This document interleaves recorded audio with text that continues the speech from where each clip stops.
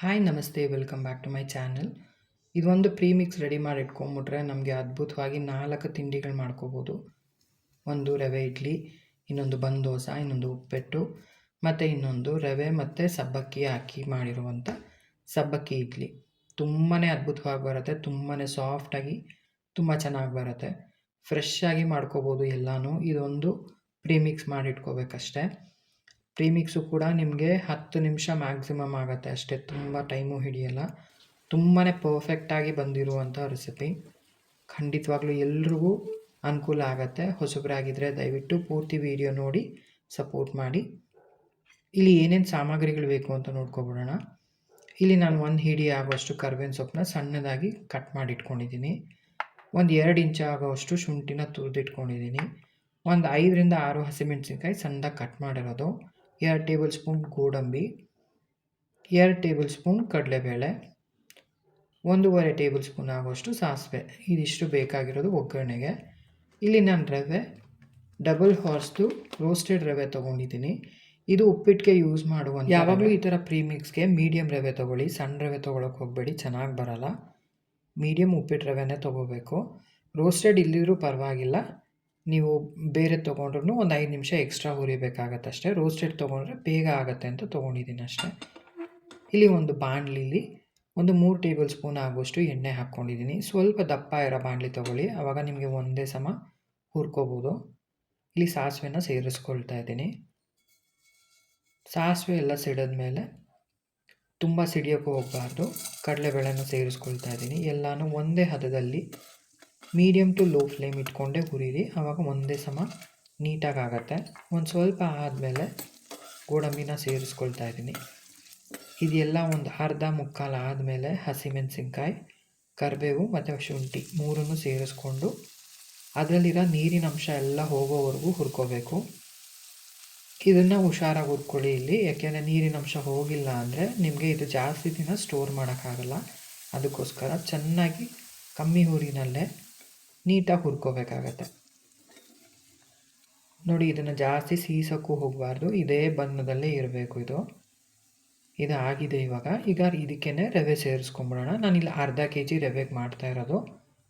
Already roasted ಇರೋದ್ರಿಂದ ನಾನು 5ರಿಂದ 10 ನಿಮಿಷ ಸಾಕು ನನಗೆ. ಇದು ರೋಸ್ಟೆಡ್ ಇಲ್ದಿರೋ ರವೆ ತೊಗೊಂಡ್ರೆ ನೀವು ಇನ್ನೊಂದು 5 ನಿಮಿಷ ಹುರ್ಕೋಬೇಕಾಗತ್ತೆ.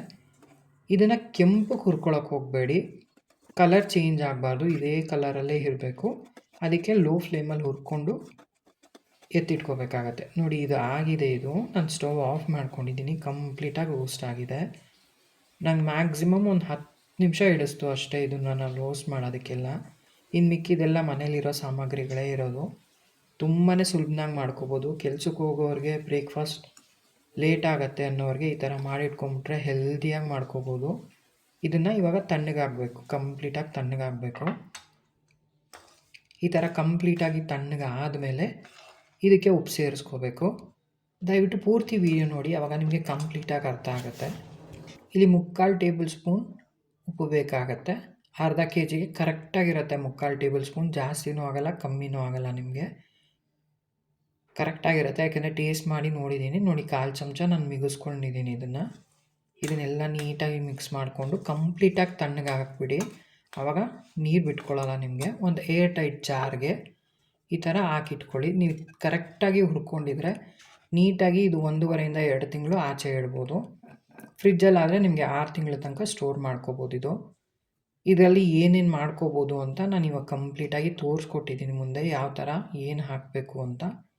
ನಾನು ಇದಕ್ಕೆ ಸೋಡಾ ಆ್ಯಡ್ ಮಾಡಿಲ್ಲ, ಯಾಕೆಂದರೆ ಸೋಡಾ ನೀವು ಮಾಡೋವಾಗ ಹಾಕಿದ್ರೆ ತುಂಬ ಚೆನ್ನಾಗಿ ಬರುತ್ತೆ. ಉಪ್ಪಿಟ್ಟಿಗೆಲ್ಲ ಸೋಡಾ ಬೇಕಿರಲ್ಲ, ಅದಕ್ಕೋಸ್ಕರ. ಈಗ ನಾನಿಲ್ಲಿ ರವೆ ಇಡ್ಲಿಗೆ ಮತ್ತು ಸಬ್ಬಕ್ಕಿ ಇಡ್ಲಿಗೆ ಯಾವ ಥರ ಮಿಕ್ಸ್ ಮಾಡ್ಕೋಬೇಕು ಅಂತ ತೋರಿಸ್ಕೊಡ್ತಾ ಇದ್ದೀನಿ. ಇಲ್ಲಿ ನಾನು 4 ಸೌಟ್ ಆಗುವಷ್ಟು ರವೆ ಇಡ್ಲಿಗೆ ತೊಗೊಂಡಿದ್ದೀನಿ. ಒಂದು ಅರ್ಧ ಚಮಚ ಆಗುವಷ್ಟು ಬೇಕಿಂಗ್ ಸೋಡಾ ಹಾಕ್ಕೊಂಡಿದ್ದೀನಿ. ಗಟ್ಟಿ ಮೊಸರು ತೊಗೊಂಡು ಕಲಿಸ್ಕೊಳ್ತಾ ಇದ್ದೀನಿ. ಇದಕ್ಕೆ 1 ಕಪ್ ಆಗುವಷ್ಟು ಗಟ್ಟಿ ಮೊಸರನ್ನ ಹಾಕ್ಕೊಂಡಿದ್ದೀನಿ. ಫಸ್ಟ್ ಗಟ್ಟಿ ಮೊಸರು ಹಾಕ್ಕೊಂಡು ಕಲಿಸ್ಕೋಬೇಕು. ಇದನ್ನು ಚೆನ್ನಾಗಿ ಮಿಕ್ಸ್ ಮಾಡಿ ಕಲಿಸ್ಕೊಂಡು ನೆನೆಯೋಕೆ ಇಟ್ಕೋಬೇಕು. ಇದನ್ನು ಸ್ವಲ್ಪ ನೀರು ಸೇರಿಸ್ಕೊಳ್ತೀನಿ. ಯಾವಾಗಲೂ ಬರೀ ಮೊಸರಲ್ಲೇ ಕಲ್ಸೋಕ್ಕೆ ಹೋಗಬಾರ್ದು ರವೆ ಇಡ್ಲಿನ. ಫಸ್ಟು ಗಟ್ಟಿ ಮೊಸರು ಹಾಕಿ ಕಲಸಿ, ಆಮೇಲೆ ಇಲ್ಲ ನೀರು ಮಜ್ಜಿಗೆ ಅಥವಾ ನೀರು ಆ ಥರ ಮಾಡಿಕೊಂಡು ಕಲಿಸಿದಾಗ ನಮಗೆ ತುಂಬ ಸಾಫ್ಟಾಗಿ ಚೆನ್ನಾಗಿ ಬರುತ್ತೆ. ಇದು ಒಂದು 10 ನಿಮಿಷ ನೆನೆಯೋಕ್ಕೆ ಬಿಟ್ಬಿಡೋಣ.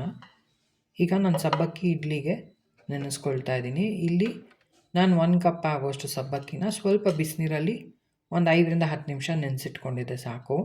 ಬಿಸಿನೀರಲ್ಲಿ ಹಾಕಿ ನಿಮಗೆ ಬೇಗ ಆಗುತ್ತೆ. ಇಲ್ಲಿ ನಾನು 2 ಸೌಟ್ ಹಾಕ್ಕೊಂಡಿದ್ದೀನಿ. 1 ಕಪ್ ಸಬ್ಬಕ್ಕಿಗೆ 2 ಸೌಟ್ ಆಗುವಷ್ಟು ಪ್ರೀಮಿಕ್ಸ್ನ ಹಾಕ್ಕೊಂಡಿದ್ದೀನಿ. ಸೇಮ್ ಅಳತೆ ಇದಕ್ಕೆ 1/4 ಚಮಚ ಆಗುವಷ್ಟು ಸೋಡಾ ಹಾಕ್ಕೊಂಡಿದ್ದೀನಿ.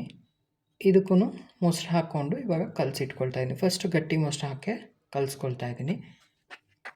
ಸಬ್ಬಕ್ಕಿನ ಬಿಸಿನೀರಲ್ಲಿ ಹಾಕಿದ್ರೆ ಒಂದು 5 ನಿಮಿಷ ಸಾಕು ನಿಮಗೆ.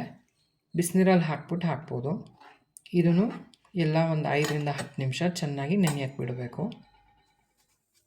ಇದೊಂದು 10 ನಿಮಿಷ ಎರಡು ಚೆನ್ನಾಗಿ ನೆಂದ ಮೇಲೆ ನಿಮಗೆ ನೋಡ್ಬೋದು ಎಷ್ಟು ಫ್ಲಫಿಯಾಗಿ ತುಂಬ ಚೆನ್ನಾಗಾಗಿದೆ. ಇದು ತುಂಬಾ ಟೇಸ್ಟಿಯಾಗಿ ತುಂಬ ಚೆನ್ನಾಗಿ ಬರುತ್ತೆ. ಪರ್ಫೆಕ್ಟ್ ಆದ ಅಳತೆ ಇದೆ ಇದು. ಇದಕ್ಕೆ ಕೊತ್ತಂಬರಿ ಸೊಪ್ಪು ಹಾಕ್ಕೊಂಡು ಮೇಲ್ಗಡೆ ಇನ್ನೊಂದು ಚೂರು ತೆಳ್ಳಗೆ ಮಾಡ್ಕೋಬೇಕಿದು. ನಾನಿಲ್ಲಿ ಇನ್ನೊಂದು ಸ್ವಲ್ಪ ನೀರು ಮಜ್ಜಿಗೆ ಥರ ಮಾಡ್ಕೊಂಡಿದ್ದೀನಿ. ಇದನ್ನು ಮೊಸರನ್ನ ಎರಡೂ ನೋಡಿಕೊಂಡು ಕನ್ಸಿಸ್ಟೆನ್ಸಿ ಅಡ್ಜಸ್ಟ್ ಮಾಡ್ಕೋಬೇಕಿಲ್ಲಿ. ಅಡ್ಜಸ್ಟ್ ಮಾಡಿಕೊಂಡು ಇಲ್ಲಿ ಸ್ಟೀಮ್ ಮಾಡೋಕ್ಕೆ ಇಟ್ಕೊಳ್ತಾ ಇದ್ದೀನಿ. ಸಬ್ಬಕ್ಕಿ ಇಡ್ಲಿ ಅಂತೂ ತುಂಬಾ ಸಾಫ್ಟಾಗಿ ತುಂಬ ಚೆನ್ನಾಗಿ ಬರುತ್ತೆ. ನಿಮಗೆ ಒಂದು ಸ್ವಲ್ಪ ಬಿಸಿನೀರಲ್ಲಿ ಹಾಕ್ಬಿಟ್ಟು ಹಾಕಿದ್ರೆ ಪರ್ಫೆಕ್ಟಾಗಿ ಬರುತ್ತೆ ಇದು. ಫಸ್ಟು ರವೆ ಇಡ್ಲಿ ತಟ್ಟೆಗೆ ಹಾಕ್ಕೊಳ್ತಾ ಇದ್ದೀನಿ. ಕೆಳಗಡೆ ಸ್ವಲ್ಪ ಎಣ್ಣೆ ಸವರ್ಕೊಂಡಿದ್ದೀನಿ ತಟ್ಟೆಗೆ. ಸೇಮ್ ಅದೇ ಥರ ಸಬ್ಬಕ್ಕಿ ಇಡ್ಲಿನೂ ಮಾಡ್ಕೊಳ್ತಾ ಇದ್ದೀನಿ. ಇದನ್ನು ಸಬ್ಬಕ್ಕಿ ಇಡ್ಲಿ ಒಂದು 5 ನಿಮಿಷ ಎಕ್ಸ್ಟ್ರಾ ಇಡಬೇಕಾಗತ್ತೆ. ರವೆ ಇಡ್ಲಿ ಬೇಗ ಆಗುತ್ತೆ. ನಾನು ಕೆಳಗಡೆ ಸಬ್ಬಕ್ಕಿದು ಇಟ್ಕೊಂಡು ಮೇಲ್ಗಡೆ ರವೆ ಇಡ್ಲಿದು ಇಟ್ಕೊಳ್ತಾ ಇದ್ದೀನಿ. ರವೆ ಇಡ್ಲಿಗೆ ಒಂದು 10 ನಿಮಿಷ ಸಾಕು. ಸಬ್ಬಕ್ಕಿ ಇಡ್ಲಿಗೆ ಒಂದು 15ರಿಂದ 20 ನಿಮಿಷ ಇಡಿ.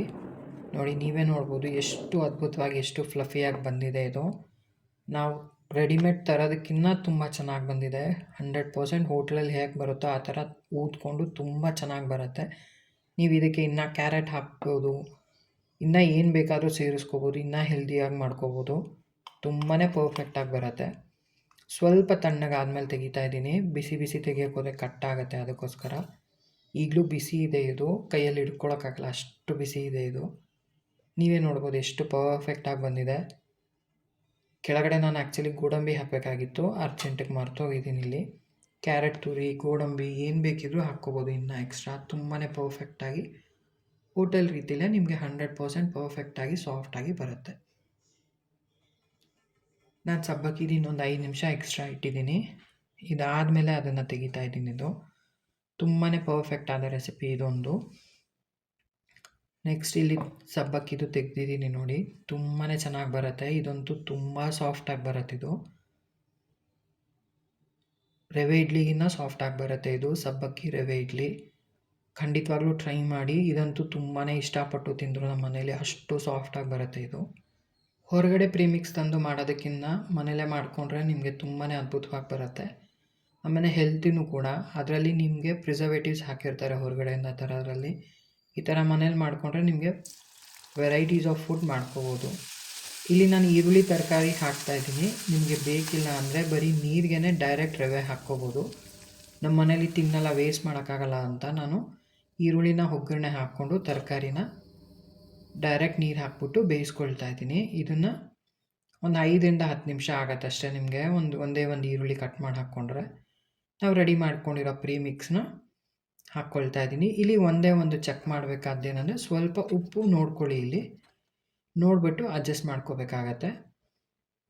ತುಂಬಾ ಈಸಿಯಾಗಿ ಹೆಲ್ದಿಯಾಗಿ ಮಾಡ್ಕೋಬೋದು. ತರಕಾರಿ ಹಾಕಿರೋದ್ರಿಂದ ನಿಮಗೆ ತುಂಬಾ ಹೆಲ್ದಿಯಾಗಿ ಮಾಡ್ಕೋಬೋದು. ಇದನ್ನು ಅದ್ಭುತವಾಗಿ ಬರುತ್ತೆ. ಎಲ್ಲನೂ ಅದರಲ್ಲೇ ಇರೋದ್ರಿಂದ ನಿಮಗೇನು ಮಾಡ್ಕೊಳ್ಳೋದು ಬೇಡ. ಮ್ಯಾಕ್ಸಿಮಮ್ ಒಂದು 10 ನಿಮಿಷ ಬೇಕಾಗತ್ತೆ ಅಷ್ಟೇ. ಇಲ್ಲಿ ನಾನು ಇಡ್ಲಿಗೆ ಏನು ಮಿಕ್ಸು ರೆಡಿ ಇತ್ತಲ್ವ, ಅದೇ ಒಂದು ಸ್ವಲ್ಪ ಮಿಕ್ಕಿದೆ. ಅದಕ್ಕೆ 2 ಟೇಬಲ್ ಸ್ಪೂನ್ ಆಗುವಷ್ಟು ಅಕ್ಕಿ ಹಿಟ್ಟನ್ನು ಸೇರಿಸ್ಕೊಂಡು ಸ್ವಲ್ಪ ನೀರು ಹಾಕಿ ಕನ್ಸಿಸ್ಟೆನ್ಸಿನ ಅಡ್ಜಸ್ಟ್ ಮಾಡ್ಕೋಬೇಕು. ಇದರಲ್ಲಿ ನೀವು ಪಡ್ಡು ಕೂಡ ಮಾಡ್ಕೋಬೋದು, ಅಥವಾ ಬನ್ ದೋಸೆ ಅಂತ ಮಾಡ್ತಾರೆ ಅದು ಕೂಡ ಮಾಡ್ಕೋಬೋದು. ಪಡ್ಡು ಕೂಡ ಈಸಿಯಾಗಿ ಮಾಡ್ಕೋಬೋದು ಇದರಲ್ಲಿ. ನಾನಿಲ್ಲಿ ಒಂದು ಚಿಕ್ಕ ಪ್ಯಾನ್ ಇಟ್ಕೊಂಡಿದ್ದೀನಿ. ಒಗ್ಗರಣೆ ಪ್ಯಾನ್ ಆ ಥರ ಯಾವುದ್ರಲ್ಲಾದರೂ ಮಾಡ್ಬೋದು. ಸಾಫ್ಟಾಗಿ ಬನ್ ದೋಸೆ ಅಂತ ಮಾಡ್ತಾರೆ, ತುಂಬ ಚೆನ್ನಾಗಿ ಬರುತ್ತೆ. ಇದು ಕೂಡ ಆಚೆ ಗರ್ಗರಿಯಾಗಿ ಒಳಗೆ ಸಾಫ್ಟಾಗಿ ತುಂಬ ಚೆನ್ನಾಗಿರುತ್ತೆ. ಇದರಲ್ಲಿ ಪಡ್ಡು ಕೂಡ ಮಾಡ್ಕೋಬೋದು. Same procedure ಪಡ್ಡುದು.